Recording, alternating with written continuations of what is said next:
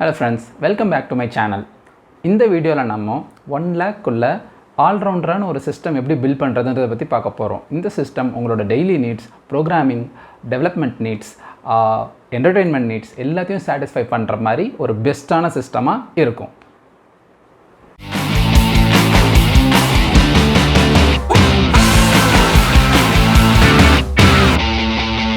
So first இம்பார்ட்டண்ட்டான காம்பனண்ட்டுங்க CPU.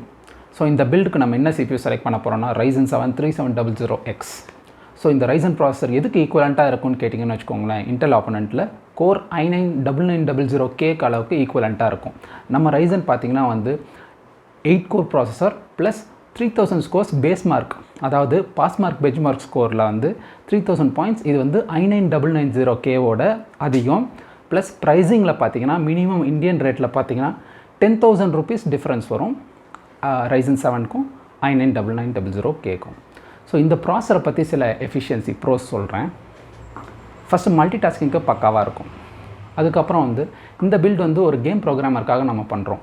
So game engines, unity, unreal engine, இது மாதிரி நிறைய இன்ஜின்ஸ் இருக்குது. இதெல்லாம் எஃபிஷியண்ட்டாக வந்து ரன் பண்ணும். ப்ளஸ் இன்ஜின் ரன் பண்ணிக்கிட்டே நீங்கள் சைடில் வந்து மல்டி டாஸ்க்கும் பண்ணலாம். அதுக்கும் எஃபிஷியண்ட்டாக இருக்கும். இல்லை நான் ஸ்ட்ரீம் பண்ண போகிறேன், கேம் விளையாடிட்டே ஸ்ட்ரீம் பண்ணணும், இல்லை நான் வீடியோ கான்ஃபரன்சிங் பண்ணிவிட்டு சைடில் ஒர்க் பண்ணணும்னு நினச்சிங்கன்னா அதுக்கும் பர்ஃபெக்டாக இருக்கும். ஸோ நெக்ஸ்ட் காம்பனண்ட் என்னென்னு பார்த்தீங்கன்னா வந்து மதர் போர்டு. இப்போது இந்த மதர் போர்டில் வந்து ஒரு கன்சர்ன் இருக்குது. சில B450 மதர் போர்டு வந்து இப்போது டேரெக்டாக அவுட் ஆஃப் த பாக்ஸ் வந்து நம்ம வந்து Ryzen 7 ப்ராசஸர்ஸ்க்கு வந்து யூஸ் பண்ண முடியாது.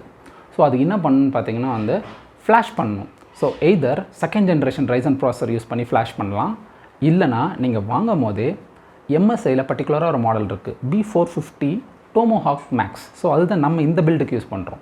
B450 tomohawk max வந்து direct out of the box உங்களுக்கு வந்து பயாஸ் அப்டேட் இருக்கும். ஸோ டேரெக்டாக உங்களோட தேர்ட் ஜென்ரேஷன் Ryzen ப்ராசஸரை ஈஸியாக அகாமடேட் பண்ணும்.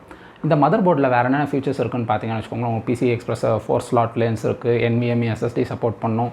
எல்லா பேசிக்ஸ் ப்ளஸ் அட்வான்ஸ்டும் இந்த மதர் போர்டிலே இருக்குது.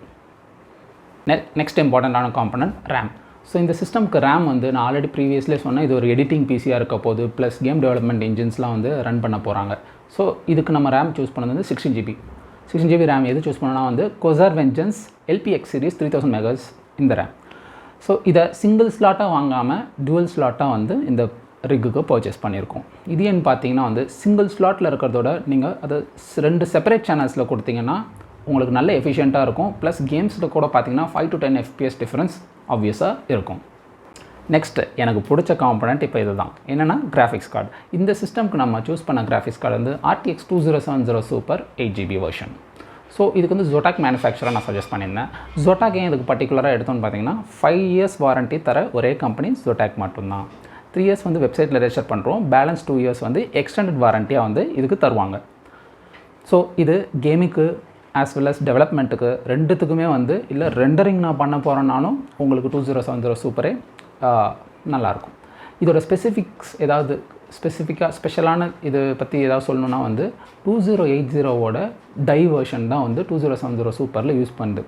ஸோ நியர்லி பார்த்தீங்கன்னா வந்து இதோட ப்ரைஸிங் பார்த்தீங்கன்னா 40,000, பட் ஆனால் 2080 வந்து 75,000. ஸோ ப்ரைஸ் வேரியேஷனை நீங்களே பார்த்துக்கலாம். அது குறுக்க பேஸ் டை இதை யூஸ் பண்ணதுன்னா அந்தளவுக்கு எஃபிஷியண்ட்டாக இருக்கும், பட் ரொம்ப காஸ்ட் எஃபெக்டிவாக இருக்கும். நியர்லி ஹாஃப் த ப்ரைஸ்க்கு ஈக்குவலண்ட் பெர்ஃபார்மன்ஸ் வந்து நம்ம 2070 சூப்பர் வந்து தரும். இதுக்குரிய சில ஃபோட்டோஸ் அண்ட் பெஞ்ச் மார்க்ஸ் வந்து நீங்கள் வந்து இப்போ பார்ப்பீங்க. நெக்ஸ்ட்டு வைட்டலான காம்பனண்ட் வந்து பவர் சப்ளை யூனிட். நம்ம எல்லோரும் காமனாக பண்ணுற மிஸ்டேக் வந்து இதுதான், சிஸ்டமில் வந்து ஹெவியாக இன்வெஸ்ட் பண்ணிவிட்டு பவர் சப்ளை யூனிட் வந்து ஜஸ்ட் ரொம்ப பேசிக்கான இல்லை ஸ்டாண்டர்டான பவர் சப்ளை யூனிட் வந்து யூஸ் பண்ணிடுவோம். ஸோ அதை தவிர்த்து எப்படி ப்ராப்பரான இது சூஸ் பண்ணணும்னு சொல்கிறேன். 3 விதமான ரேட்டிங் இருக்குங்க, bronze plus, silver, gold and platinum also இப்போ இருக்குது. பிளாட்டினம் அளவுக்கு நமக்கு வேணாம். ஸோ இந்த 3 ரேட்டிங்ஸ் வந்து நமக்கு போதும். இதில் நம்ம இந்த பட்ஜெட்டான இதுக்காக பிரான்ஸ் சீரீஸில் செலக்ட் பண்ணியிருக்கோம். பிரான்ஸ் சீரீஸில் எவ்வளோ எஃபிஷியன்சி இருக்கும் அப்படின்னு பார்த்தீங்கன்னா வந்து 85% மேக்ஸிமம் எஃபிஷியன்சி தரும். அது என்ன எஃபிஷியன்சினா, இப்போ பவர் உங்களுக்கு வர்றது வந்து எவ்வளோ த்ரூபுட் வந்து அது உங்கள் சிஸ்டம்க்கு தரப்போகுதுன்ட்டு. எந்த எஸ்எம்பிஎஸ்மே 100% எஃபிஷியன்சி தராது. ஸோ எவ்வளோ தரும்ன்றது ஸ்பெசிஃபிகேஷன் தான் அந்த 85. ஃபார் எக்ஸாம்பிள் 550 வாட்ஸ்ன்னு சொன்னாங்கன்னா அது அட்லீஸ்ட் 500 வாட்ஸாவது தரும் ஒரு பிரான்ஸ் ப்ளஸ் ரேட்டிங்காக இருந்தால். ஸோ இதுக்கு நம்ம சூஸ் பண்ணியிருக்கிறது வந்து Corsair CX 550 வாட்ஸ் SMPS இதுக்கு மேலே எதுவும் அப்கிரேட் போகாததுனால இந்த 550 வாட்ஸ் சூஸ் பண்ணிக்கிட்டோம் இந்த சிஸ்டம்க்கு. பட் 650 வாட்ஸ் போயிருந்தோம்னா எக்ஸ்ட்ரா ஃபியூச்சரில் ஏதோ நான் காம்பனன்ட்ஸ் ஆட் பண்ண போகிறேனாலும் உங்களுக்கு எஃபிஷியண்ட்டாக வந்து இருக்கும்.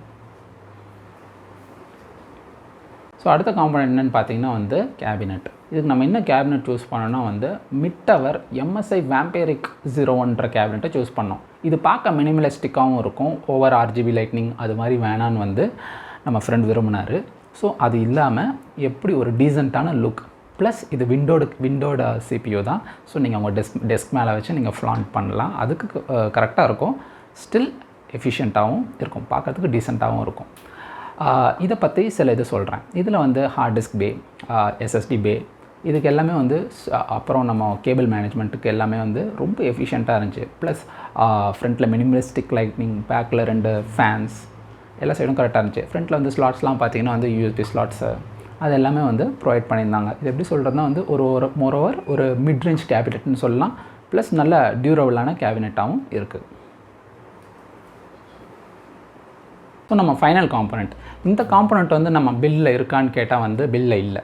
ஸோ இது ஏன் இந்த காம்பனண்ட் நான் பில்லில் சேர்க்கலன்னா, ஆல்ரெடி வந்து இவர் ஸ்டோரேஜ் வந்து பழைய சிஸ்டம்க்கு வந்து வச்சுருந்தார். அதே வந்து நம்ம இது அப்கிரேட் ஆகிறச்ச இதை வந்து யூஸ் பண்ணிட்டோம். இது என்னப்பான்னு கேட்டிங்கன்னா வந்து Samsung EVO 1TB SSD. So இந்த சிஸ்டம்க்கு வந்து நம்ம ஹார்ட் டிஸ்க் போல் டோட்டலாக வந்து SSD போகிறோம். இதுக்காக SSD போகிறோம்னு வச்சுக்கோங்களேன், உங்களோட லோட் டைம்ஸ்லாம் வந்து ரொம்ப குயிக்காக இருக்கும். ஃபார் எக்ஸாம்பிள் 1 மினிட்டில் ஒரு கேமிங் ஸ்க்ரீன் லோட் ஆகுதுன்னா இது நியர்பை half, லைக் மோர் தென் ஹாஃப் கூட இது உங்களுக்கு குறைக்கும். For example Assassin's Creed Odyssey வந்து லோடிங் ஸ்க்ரீன் 1.20 செகண்ட்ஸில் தான் கேம் ஸ்டார்ட் ஆனோன்னு உள்ளே போச்சு. பட் ஆனால் இந்த SSD Samsung EVO or equivalent நீங்கள் க்ரூஷியல் 500 சீரீஸ் SSD கூட கம்பேர் பண்ணிங்கன்னா இந்த Odyssey சேம் ஸ்க்ரீனை வந்து ஜஸ்ட் 60 செகண்ட்ஸில் லோட் பண்ணிருச்சு. ஸோ தட்ஸ் இட் ஃப்ரெண்ட்ஸ், கன்க்ளூஷனுக்கு வந்துட்டோம். ஸோ இப்போ இந்த சிஸ்டமோட ஸ்பெஷாலிட்டி என்னன்னு பார்த்தீங்கன்னா, ஒரு 2 lakh தர சிஸ்டமோட பெர்ஃபார்மன்ஸை ஜஸ்ட் 1 lakhல இந்த சிஸ்டம் வந்து நமக்கு வந்து தருது. இது மட்டும் இல்லை, ப்ரீ பில்ட் பிசியெல்லாம் இது ஆப்வியஸாக க்ரஷ் பண்ணிடும். இந்த வீடியோ உங்களுக்கு யூஸ்ஃபுல்லாக இருக்கும்னு நான் நினைக்கிறேன். ஸோ இதே மாதிரி இதோட பெரிய பட்ஜெட்டில் எனக்கு சிஸ்டம் வேணும் அது மாதிரி ஃபீல் பண்ணிங்கன்னா, இல்லை எனக்கு 60,000 ரேஞ்ச் பிலோ லெஸ் தென் 50,000 எனக்கு ஒரு நல்ல சிஸ்டம் வேணும் அப்படின்னு நினச்சிங்கன்னா ஜஸ்ட் கமெண்ட்ஸில் ரைட் பண்ணுங்கள். உங்களுக்கு ஏற்ற மாதிரி சிஸ்டமோட அடுத்த வீடியோவில் வந்து உங்களை சந்திக்கிறேன். ஒன்ஸ் அகேன் தேங்க்யூ ஃபார் வாட்சிங் திஸ் வீடியோ ஃப்ரெண்ட்ஸ்.